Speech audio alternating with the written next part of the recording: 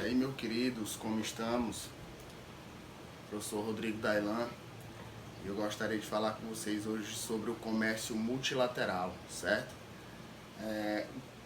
Primeiramente, eu gostaria de lembrar, o que é o comércio internacional, que nada mais, nada menos é que a compra e venda de produtos e serviços entre os países, onde a compra é a importação desses produtos e a venda a exportação.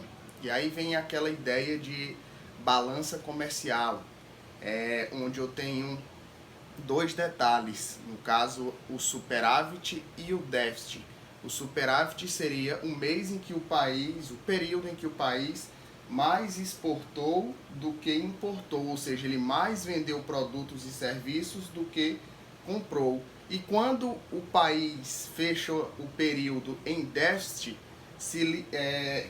significa, que ele teve mais importação de produtos do que exportação, ou seja, ele mais comprou do que vendeu produtos. Mas para compreender essa relação de trocas comerciais entre os países, nós vamos ter que ficar atentos à Divisão Internacional do Trabalho, a famosa DIT, certo? A Divisão Internacional do Trabalho, ela surgiu há um bom tempo, e nesse vídeo eu queria falar para vocês sobre a evolução dessa Divisão Internacional do Trabalho, desde o período lá do mercantilismo, que era um período de acúmulo de metais preciosos, acúmulo de capital, dinheiro, até os dias atuais, como se encontra essa divisão internacional do trabalho, certo? A primeira que eu queria comentar com vocês é sobre a época do colonialismo, certo? Por volta do século XVI até o século XVIII, antes da Revolução Industrial. Os países eles estavam organizados em metrópole e colônias, certo? Onde as metrópoles forneciam produtos manufaturados, que aqui era a época do capitalismo comercial, a época da manufatura. Então essas metrópoles, que eram as potências na época, forneciam às colônias produtos manufaturados, e as colônias forneciam para a metrópole a famosa matéria-prima, certo? Aí lá na época do imperialismo, por volta do século XVIII até início do século XX, eu já tenho uma pequena mudança. A metrópole e a colônia permaneciam. Esse período aqui do imperialismo, vale ressaltar, que foi lá na época da partilha da África, no período em que as potências europeias estavam em busca de produtos para serem aplicados, em busca de matéria-prima para serem aplicados aí na Revolução Industrial. Então, nesse período, as colônias permaneciam fornecendo matéria-prima para as metrópoles, só que as metrópoles, ao invés de fornecer produtos manufaturados, elas começaram a fornecer produtos industrializados. Então aqui é lá na época do pioneirismo inglês, ok? Na época da primeira Revolução Industrial que aconteceu na Inglaterra. E por fim, a atual configuração aí da Divisão Internacional do Trabalho. Chama a atenção ao termo em desenvolvimento, que está destacado ali para vocês. Eu tenho os países desenvolvidos e os países em desenvolvimento, uma vez que depois que nós tivemos a ascensão aí da globalização, não se usa mais o termo subdesenvolvido, certo? Então, eu tenho os países em desenvolvimento e tenho os países desenvolvidos, mas eu gostaria de chamar a atenção para vocês para esses países aqui, ó, os chamados emergentes. Exemplo, o Brasil, o México, são países considerados emergentes. Qual a diferença entre um país em desenvolvimento e um país emergente? É o grau de industrialização que eles possuem, beleza? E isso vai ser fundamental para vocês entenderem como está a Divisão Internacional do Trabalho na atualidade, certo? Como é que está essa ideia?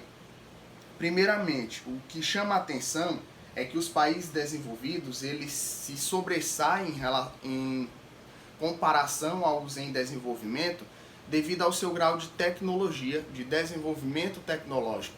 Exemplo muito clássico de se usar, o Japão é um país que, historicamente falando, se envolveu em guerras é um país que é formado por um arquipélago, ou seja, não tem um território não tem um território grande, e além disso a sua posição geográfica numa área de instabilidade geológica, onde o relevo é instável, onde eu tenho margem para acontecimentos naturais como vulcões, como terremotos, fortes abalos sísmicos, certo? E essa intensa atividade, óbvio que dá características específicas ao relevo do Japão, aos seus recursos minerais, certo? Então, apesar de todos esses problemas, dessas adversidades geográficas, o Japão ele consegue ser um país de destaque econômico devido ao seu grau de desenvolvimento tecnológico.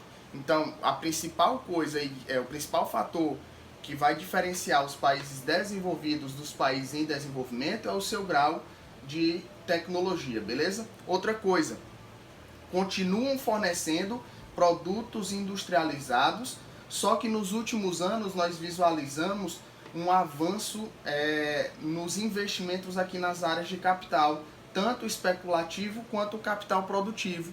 E o que seria, professor, esse capital especulativo?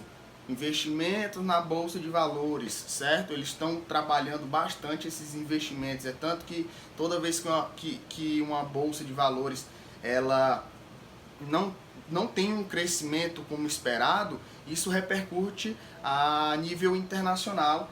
E o outro capital que eu mencionei, o produtivo, são as chamadas cadeias produtivas, exemplo lá do agronegócio. Isso traz bastante lucro para esses países, beleza? Bastante capital. Já os países em desenvolvimento, eles fornecem para esses países desenvolvidos as chamadas commodities. O que são essas commodities? Cara, é basicamente a mesma ideia da matéria-prima, certo? Só que devido à globalização, ela tem alterado alguns termos que nós trabalhamos aí no nosso dia a dia, na geografia principalmente. Então as commodities, como por exemplo o petróleo, a soja, entre outros, certo?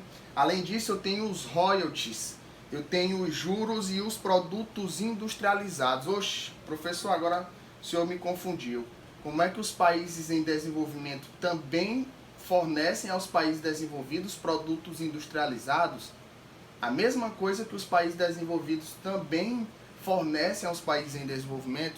Sim, vocês vão ter que parar para lembrar que depois aqui já por volta do século XX, finalzinho do século XX, início do século XXI, os países desenvolvidos, eles começaram a descentralizar sua atividade industrial, certo? As chamadas multinacionais, eles começaram a pegar suas empresas e suas indústrias e instalar em países em desenvolvimento, onde a mão de obra é mais barata, onde eu tenho uma abundância de recursos naturais.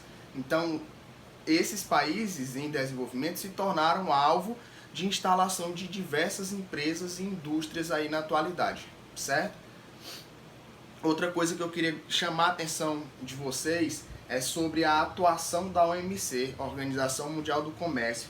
É um órgão da ONU e ela que é responsável pela regulação aí dessas trocas comerciais entre os países, para evitar conflitos, para evitar desavenças entre essas nações no quesito aí trocas comerciais, beleza? Espero ter ajudado vocês, esclarecido algumas dúvidas. Comenta aí no vídeo se ficou alguma dúvida, algum questionamento, que a gente faz dá sugestões que finalzinho aí a gente faz um outro vídeo explicativo para vocês, beleza? Obrigado!